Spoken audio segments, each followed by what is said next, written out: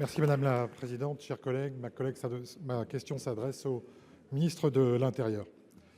5 semaines après le meurtre d'Aboubacar Cissé, un deuxième homicide à motivation raciste et anti-musulmane a eu lieu samedi dernier dans le Var. Hicham Miraoui, tunisien de 45 ans, a été tué par balle. Nous avons une pensée pour lui, sa famille. Nous saluons l'efficacité des forces de l'ordre pour l'interpellation de son meurtrier, admirateur sans bornes du Rassemblement national et client ordinaire de la fachosphère. Hier, à l'Assemblée et aujourd'hui, Monsieur le ministre, vous avez déclaré que ce crime était prémédité, certainement raciste, sans doute anti-musulman et peut-être terroriste. Cette déclaration contraste nettement avec certains mots et expressions employés au sein du gouvernement, comme celle de submersion migratoire, qui contribuent à alimenter un climat délétère et une culture du soupçon. Pour la première fois depuis sa création, le parquet national antiterroriste s'est en effet saisi d'un meurtre possiblement inspiré par les idées de l'ultra-droite.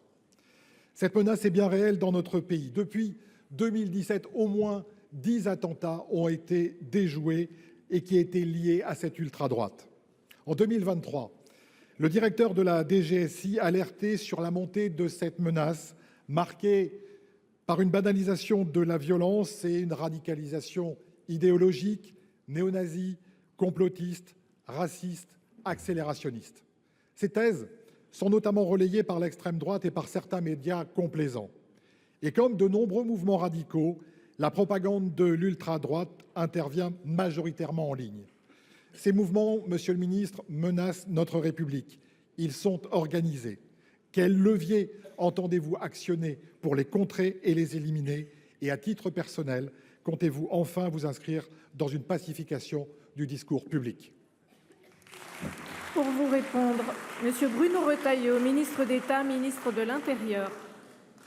Madame la Présidente, Monsieur le Sénateur, je vais répondre avec la même franchise avec laquelle j'ai répondu à votre précédent collègue.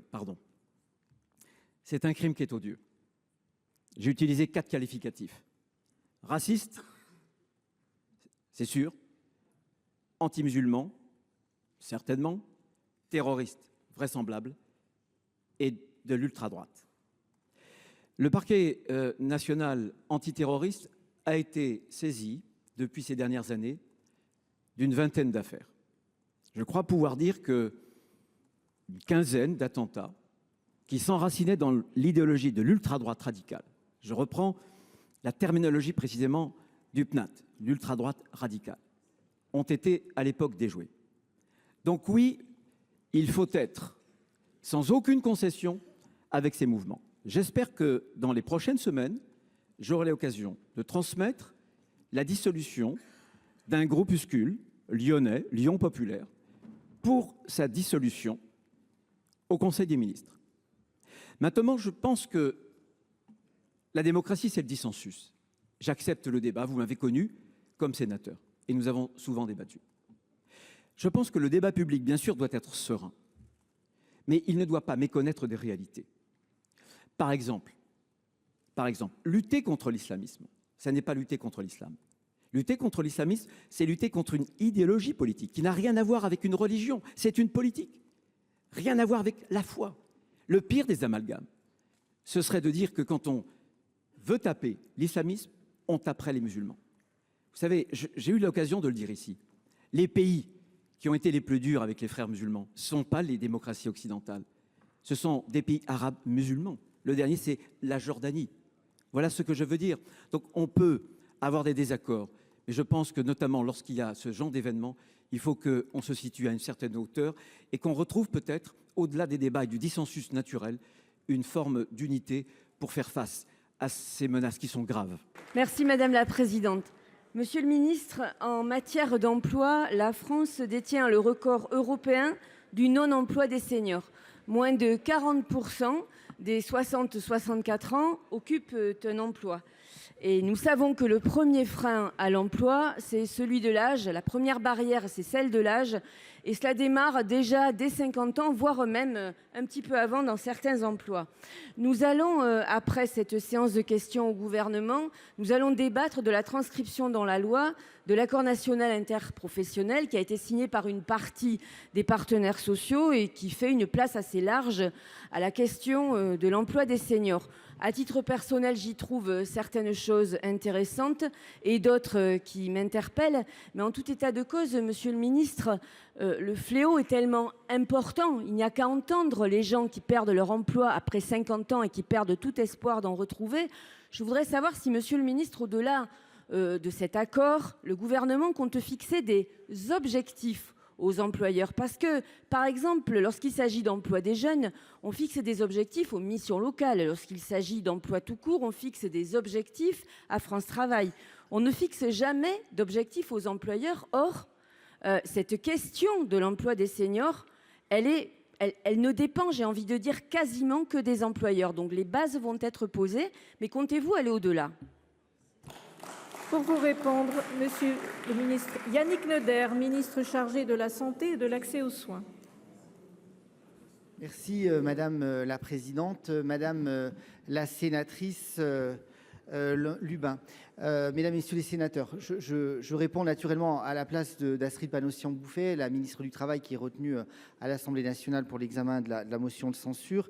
Et vous évoquez effectivement l'emploi des seniors qui est un enjeu majeur de cohésion sociale et d'efficacité économique. Je rappelle quelques chiffres, moins de 60% des 55-64 ans et seulement 35% des 60-64 ans ont un emploi actuellement. Donc ce sous-emploi massif est d'abord un gâchis humain, c'est aussi un gâchis économique car nous nous privons de compétences, de savoir-faire et d'un potentiel de transmission important. Le gouvernement a lancé, vous le savez, le 29 avril le dernier, une grande initiative intitulée « Emploi des 50 ans et plus » qui repose sur 3 piliers, changer la loi, changer les regards et changer les pratiques. Sur changer la loi, c'est, vous l'avez dit, l'objet du projet de loi que vous examinez aujourd'hui au Sénat et qui transpose l'accord national interprofessionnel qui a été signé en novembre dernier avec des axes concrets qui sont la création d'un contrat de valorisation de l'expérience, un meilleur accès à la retraite progressive et enfin un entretien de mi-carrière renforcé. Ensuite, il y a changer les regards, puisque l'âge, vous le savez, reste la première cause de discrimination. Et donc, il y aura une grande campagne nationale de communication dont l'objectif est très clair, c'est de valoriser l'expérience et montrer que les plus de 50 ans sont un atout pour les entreprises. Avec le dernier point qui est sur le changement des pratiques. Et aujourd'hui, il y a plus de 2000 entreprises et partenaires qui se mobilisent autour d'actions concrètes, forums, job dating et table ronde. Et enfin, un guide pratique qui est élaboré avec les entreprises s'engagent et qui est également mis à disposition des entreprises car il donne les clés simples et utiles pour recruter et accompagner les salariés de plus de 50 ans et les maintenir dans l'emploi. Naturellement, s'il y a des précisions à apporter, je ne manquerai pas de faire part à Astrid Panosyan-Bouffet votre question. Madame Lubin, 34 secondes.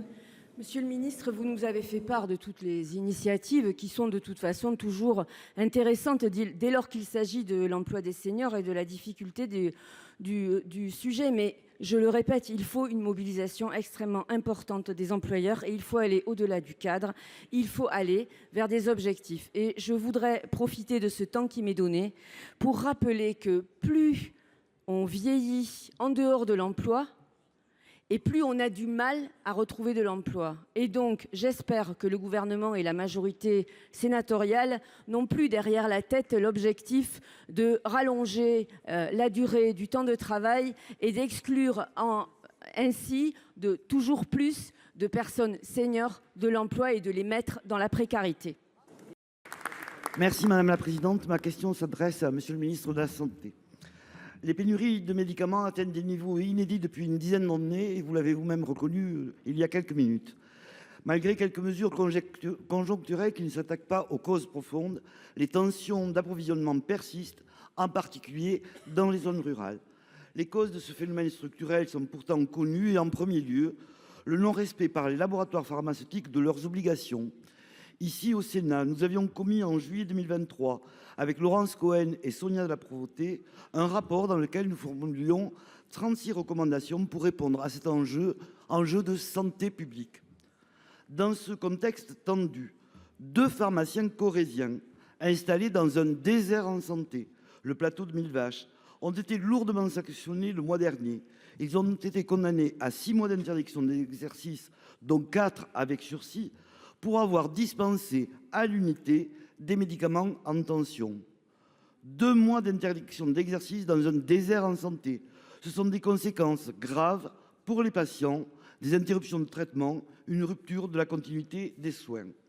Nous avions pourtant voté dans la LFSS de 2024 la possibilité d'imposer la dispensation à l'unité de certains médicaments face aux tensions d'approvisionnement. La sanction infligée à ces pharmaciens est donc totalement injustifiée et nous voulons leur redire notre soutien. Monsieur le ministre, mesurez-vous vraiment les conséquences sanitaires de la fermeture de ces pharmacies dans des territoires ruraux et hyper-ruraux qui sont déjà aujourd'hui de véritables déserts en santé? Pour vous répondre, Monsieur Yannick Neuder, ministre chargé de la Santé et de l'Accès aux soins. Madame la présidente, mesdames, messieurs les sénateurs, sénatrices, madame la sénatrice, merci quelque part pour cette question et de nous situer ce cas de ces pharmacies. Je crois que la pénurie du médicament est un enjeu multiple et varié qui dépasse les frontières de la France. Il y a tout d'abord un enjeu européen qui est une question de souveraineté sanitaire et de localisation, voire de relocalisation de principes actifs dans notre pays. C'est le sens de l'action qui est menée sur un certain nombre de substances actives et maintenant plus de 40 substances actives sont relocalisées actuellement. J'ai l'exemple dans ma circonscription avec le paracétamol qui est relocalisé sur un site et qui permettra de fournir 60% de la consommation européenne. Le deuxième sujet, c'est la gestion de la pénurie quand elle arrive. Elle dépend, notamment les problèmes de pénurie actuellement sur les psychotropes font faute d'un problème de production en Grèce, qui montre bien que le sujet est européen et que nous avons besoin de renforcer notre souveraineté. Et donc nous devons agir au niveau européen. Ça sera le sens du Conseil des ministres européens de fin juin au Luxembourg, sur notamment la notion du paquet pharmaceutique pour être très incitatif sur la relocalisation d'industries pharmaceutiques en Europe. Sur le troisième point, qui sont quand la pénurie est malheureusement là, la distanciation à l'unité, le fait de pouvoir substituer le médicament, le fait de pouvoir interdire les grossistes répartiteurs de livrer à l'étranger, le fait de ne pas introduire de nouvelles prescriptions sont des mesures effectivement que nous préconisons avec la NSM pour justement faire face à cette pénurie-là. Donc je vais prendre avec beaucoup d'attention en aparté les coordonnées de ces deux pharmacies. Effectivement, la pharmacie a un rôle majeur, notamment dans les déserts médicaux, et je compte bien mener l'ensemble des actions pour faire en sorte que les déserts médicaux ne s'aggravent pas de déserts pharmaceutiques, car on sait très bien que sur un territoire, quand une pharmacie est ouverte du lundi jusqu'au samedi, c'est un lieu de soins potentiels, un lieu de conseil, un lieu de dispensation, soit de TROD, soit de médicaments extrêmement importants. Et je pense que nous réfléchissons aussi de pouvoir voir comment nous pouvons encourager cette territorialisation, car beaucoup aussi de pharmacies ne sont plus rentables et ne sont plus du coup vendables et se retrouvent à fermer. Donc je regarde avec attention votre sujet. Madame Poumirol, 18 secondes. Votre réponse, monsieur le ministre, effectivement, qu'il y ait une notion européenne, elle est évidente, une réponse de réindustrialisation, elle est évidente, mais je vous interpellais surtout sur ce fait divers qui fait que nous avions déjà des déserts médicaux, des déserts en pharmacie, où beaucoup de pharmacies peinent à retrouver des repreneurs et sont obligées de fermer, et nous avons aujourd'hui de véritables déserts en santé, c'est ainsi que je les appelle, et qui ont des conséquences dans nos territoires ruraux et hyper-ruraux extrêmement délétères. C'est de ce sujet que je voulais vous parler.